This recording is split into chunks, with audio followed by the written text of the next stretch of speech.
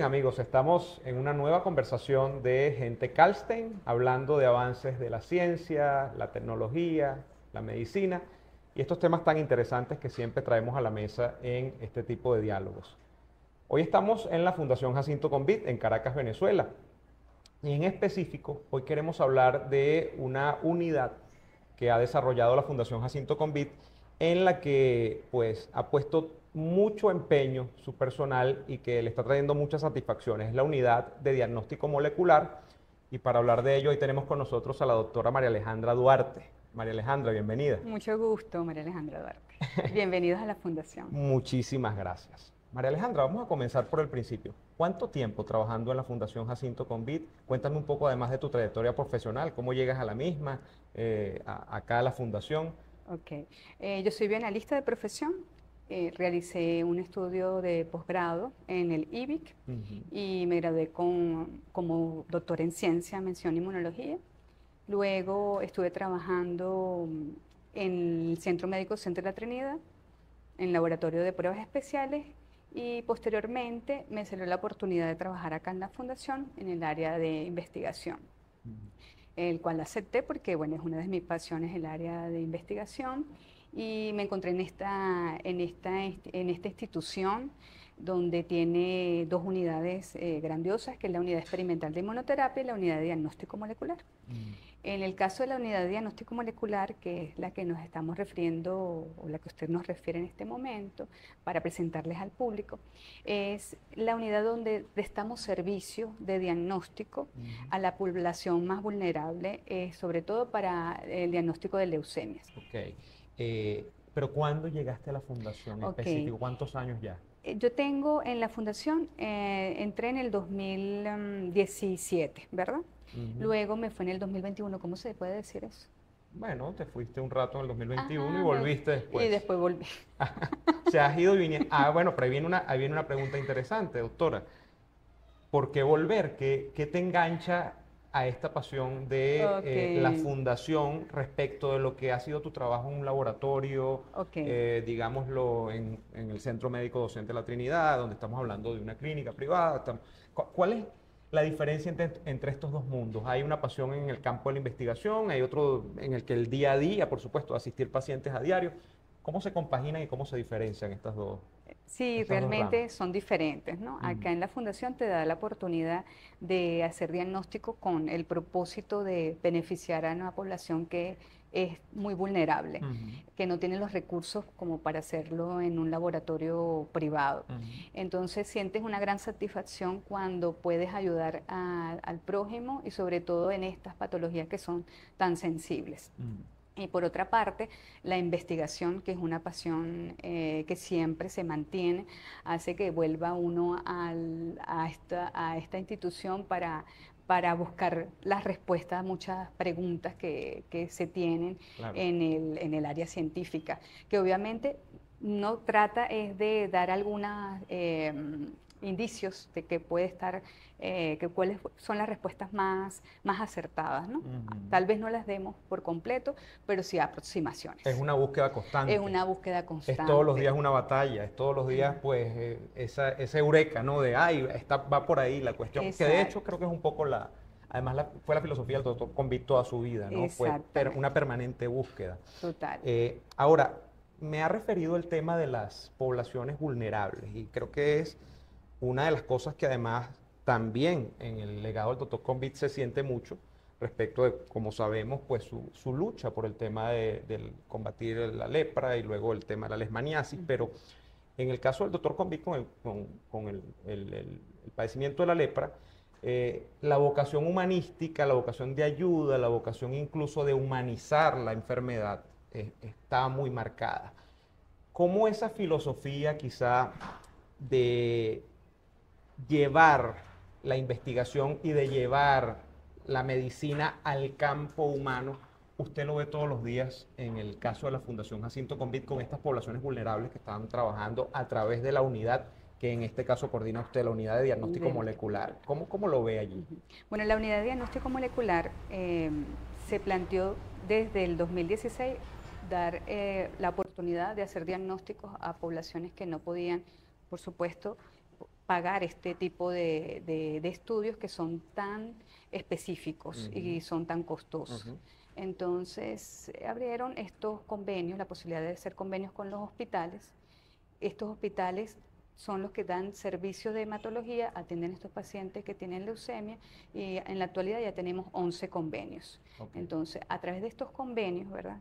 Que podemos dar resultados para el diagnóstico de estas enfermedades, nosotros vemos cada día esta posibilidad de brindarle a la población vulnerable la posibilidad de recibir tratamiento específico, la posibilidad de cambiar su vida, de prolongarla, y en aquellos donde no hay una terapéutica establecida, por lo menos tener una mejor calidad de vida, no solo del paciente, sino también de la familia. Entonces tenemos aproximadamente hasta la actualidad, hemos hecho 8.700 diagnósticos moleculares en todo el país, en todo el territorio nacional. Hemos beneficiado más de 1.750 pacientes y entre los beneficiarios indirectos, que son los representantes y los padres de estos pacientes, tenemos 6.800 aproximadamente. Estamos hablando de 8.000 personas que probablemente si no existiese esta unidad hubiesen tenido muchas dificultades para acceder a un diagnóstico de una patología que además, por supuesto, es mortal. En muchos casos más, bueno, en casos diferenciados, más agresivas en unos que otros, pero donde la labor pues está a la vista de que si no, probablemente mucha gente no hubiese tenido un diagnóstico oportuno. Y creo que es un poco también hablando de la filosofía, es un poco de la filosofía de ustedes, ¿no? Que haya, y es lo que pasa con muchos de los padecimientos oncológicos, ¿no? Que haya un diagnóstico oportuno porque si no se hace más cuesta arriba el tratamiento de la enfermedad, ¿no? Exactamente. Entonces tenemos para hacer el diagnóstico por primera vez, tenemos para hacer el control. Entonces este tipo de resultados le permite al médico hacer seguimiento, controlar y monitorear al paciente. Entonces esto es muy importante porque pues brindamos una metodología altamente sensible. Que no se accede de manera rutinaria, sino es muy costoso. Y lo hacemos a través de donaciones. Muy bien. Y esto es importante, el tema de las donaciones. Allí me imagino que está involucrada la empresa privada, con el tema del trabajo en la fundación. ¿Cuál es digamos, el mecanismo? Porque habrá mucha gente que está viendo esto y dice, bueno, ¿y cómo accedo yo al beneficio que provee la fundación de poder hacerme este despistaje o este diagnóstico? ¿Cuál es el protocolo que ustedes siguen para seleccionar pacientes, eventualmente, por decirlo de alguna manera? ¿Cómo llegar al paciente? Para el caso de la fundación establece convenios de cooperación con los hospitales de la red pública nacional. Estos convenios le permiten a los pacientes que se atienden en estos hospitales y que requieran de este estudio, entonces se tramita con el médico tratante y ellos nos trasladan las muestras. Estas muestras son las que procesamos y le damos el resultado. Actualmente tenemos 11 convenios en todo el territorio nacional que abarcan el Distrito Capital, que son el Banco Municipal de Sangre, el Hospital JM de Los Ríos, el Hospital Universitario de Caracas. Tenemos el Hospital San Juan de Dios, el Instituto Oncológico Dr. Luis Racetti, tenemos el Hospital Dr. Victorino Santaella Ruiz, tenemos la Ciudad Hospitalaria Dr. Enrique Tejera, tenemos el Hospital Central de Maracay, que actualmente se escribió el convenio. Suscribió el convenio. Tenemos también el Hospital Central de San Cristóbal, el Instituto Autónomo Hospital Universitario de los Andes, tenemos el Hospital Universitario Pediátrico Dr. Agustín Zubillaga en Barquisimeto. Creo que no se me olvidan, son 11 convenios que actualmente Creo que tenemos los 11. Doctora Duarte, la unidad de diagnóstico molecular, desde el punto de vista científico, ¿cómo se inserta o cómo se ubica, digámoslo, en la región e incluso en el plano internacional? ¿Hay experiencias similares que se hayan, no digamos replicado, pero que tengan metodologías similares en la región, digámoslo cerca, en Colombia, en Ecuador, en Brasil, Perú? ¿Tenemos experiencias similares o estamos hablando de una unidad que es casi inédita, que tiene una metodología casi inédita? Es una unidad casi inédita, realmente, porque no hay otra parecida a nivel regional. Mm. De hecho, es una de las proyecciones que se quiere hacer una vez que se pues, establezca convenio con todos los hospitales acá en el país, poder darle la oportunidad a aquellas personas que también se les haga muy difícil acceder a este tipo de diagnóstico en las regiones pues, cercanas, poder brindarle también este tipo de diagnóstico. Pero me imagino que las dificultades para hacer de esto un programa nacional son amplias, ¿no? Digamos, por los problemas de cada región, bueno, por los Sí, problemas que a veces atraviesa el país. sí. Es un sueño hasta este momento de llegar a llevar la unidad a nivel plenamente nacional a toda la red de hospitales, me imagino Sí, yo. bueno, o sea, lo importante es que se ha tratado de buscar cuáles son los puntos críticos durante, por ejemplo, el transporte de muestra y a través de esa visualización se buscan los planes para lograr que esa muestra llegue lo mejor posible para hacer el diagnóstico. Y bueno, nos han llegado, por ejemplo, o nos llegan actualmente Ujú, muestras de los Andes, del Hospital Universitario de los Andes, ujú. en donde los médicos agrupan a los pacientes, ellos se ponen de acuerdo y trae uno de ellos las muestras para acá. Mm. Es decir, lo que se busca es lograr beneficiar al mayor número de pacientes posible y la forma como se logra es a través de la comunicación, la organización, el establecimiento de puntos esenciales que, por ejemplo, nosotros mandamos guías de cómo se debe transportar la muestra, Mm. para que ellos siguiendo esos lineamientos podamos lograr que esas muestras lleguen lo más idónea posible y poder dar un diagnóstico adecuado. Desde el punto de vista específico, digamos, de un paciente, para ponerlo con pelos y señales, para ponerlo claramente sobre la mesa, de un paciente que resulta diagnosticado a tiempo eh, con el padecimiento de leucemia, ¿cuál es digamos, la expectativa de vida o cómo mejora la expectativa de vida en concreto? No sé si me puede hablar de un porcentaje, me puede hablar de años, de hacer un diagnóstico a tiempo a, bueno, un padecimiento que lamentablemente, por lo que usted dice, porque lo que implican estos estudios, que son muy costosos, a veces pues ya es muy tarde, a veces cuando se Ok. descubre científica la enfermedad. ¿Cómo mejoran las expectativas de vida? En el caso de la leucemia, sabemos que los Ujú. padecimientos oncológicos en general mejoran muchísimo cuando son detectados Sí. a tiempo, pero en el caso de la leucemia en específico, ¿cómo se comporta el tema del tiempo? Ok, es como cualquier otra enfermedad, el diagnóstico oportuno pues, establece un tratamiento oportuno, lo que le permite al paciente prolongar su vida, lo que le permite mejorar su calidad de vida además. Cuando se determina un tipo de mutación específica para el caso de las leucemias, Ujú, eso le permite al médico dar el tratamiento específico. Actualmente se cuenta con tratamientos para diferentes tipos de mutaciones o translocaciones que se puedan dar en estas enfermedades. ujú. Entonces, tener el diagnóstico, es decir, que tiene la presencia o la ausencia de uno de estos oncogenes o una de estas mutaciones en el paciente le permite al médico indicar un tratamiento o no darlo. Ujú. Entonces, es muy importante porque le cambia La expectativa la de vida. expectativa de vida. Claro. Estamos hablando de, en este caso, de leucemia, pero ¿la unidad tiene pensado ampliar el horizonte en cuanto a otros tipos de padecimientos oncológicos? ¿Hay otro campo de acción donde la unidad se vea en un futuro trabajando para detectar otros padecimientos? ¿O de momento estamos centrados solamente en leucemias? Ok, ahorita estamos centrados en leucemia, por supuesto, en mejorar la sensibilidad de la metodología que se emplea para el diagnóstico de Mm, leucemia.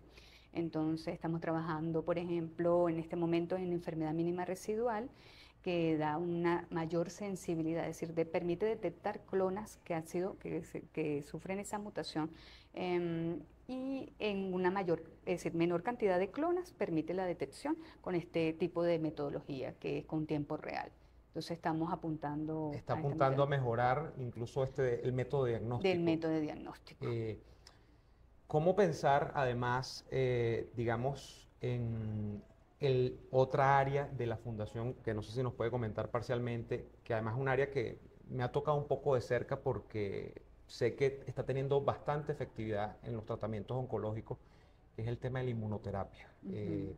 No sé si me puede comentar un poco sobre el tema de la inmunoterapia y cómo la fundación está trabajando en esto. Yo he conocido de casos, por ejemplo, de neoplasias o de tumores cerebrales que han tenido muy buena respuesta, de pacientes donde prácticamente, bueno, se ha prescindido del uso de la radioterapia o de la quimioterapia y el tema de la inmunoterapia está teniendo pues bastante eco, lo que yo he visto con este tipo de padecimientos, ¿no? Sí. No sé si nos podría comentar un poco el trabajo también en el campo de la inmunoterapia. Ok, bueno, la unidad experimental de inmunoterapia, que es la otra unidad que tiene la fundación, se encarga de la evaluación de estudios en inmunoterapia. Ujú, En el caso de esta unidad, nosotros hemos hecho también estudios preclínicos ujú, para poder llevar a cabo nuestro estudio de la inmunoterapia para el cáncer de mama, ok, la que dejó el doctor Conví como legado. ujú. Entonces, se ha trabajado toda la fase preclínica y se tiene muchísima información elaborada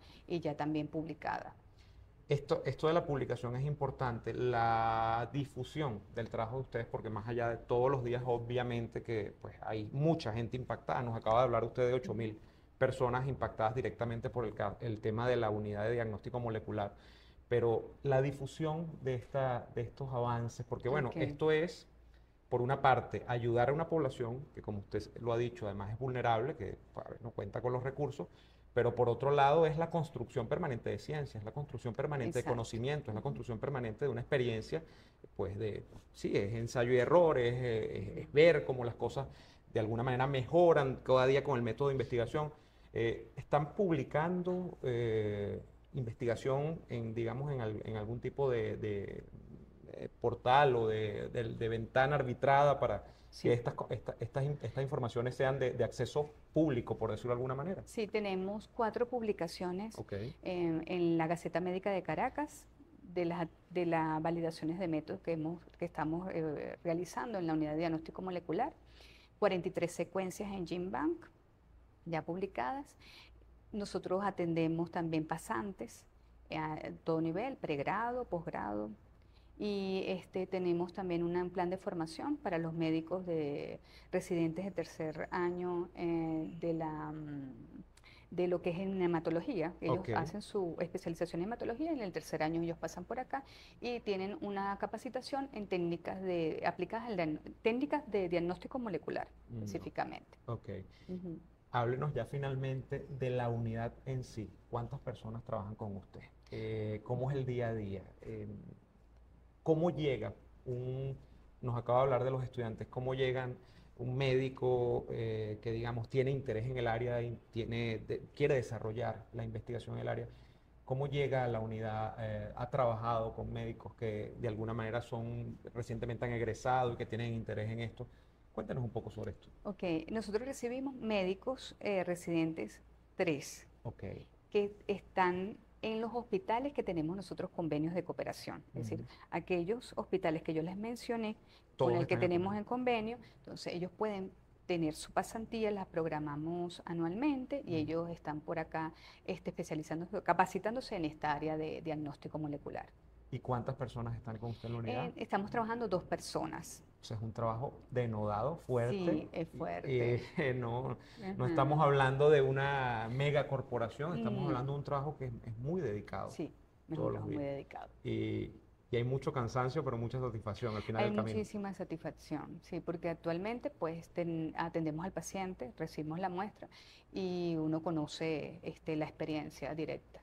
Exacto, Ujú. prácticamente los casos usted De los los tiene, casos. no es que el caso usted lo Sí, recibe y y es entonces hay un un número. equipo gigantesco que Exacto, pasa por ese caso, no, usted prácticamente tiene conocimiento de cada caso. exactamente. Es muy bonito pues conocer esto. Le agradecemos muchísimo, doctora María Alejandra Duarte, y nosotros les invitamos a que sigan nuestras conversaciones de Gente Calstein hoy desde este maravilloso lugar, la Fundación Jacinto Convit en Caracas, Venezuela, y hoy hablando en específico con la doctora María Alejandra Duarte de la Unidad de Diagnóstico Molecular de la Fundación. Pues nos veremos en una próxima oportunidad. Muchas gracias. Gracias.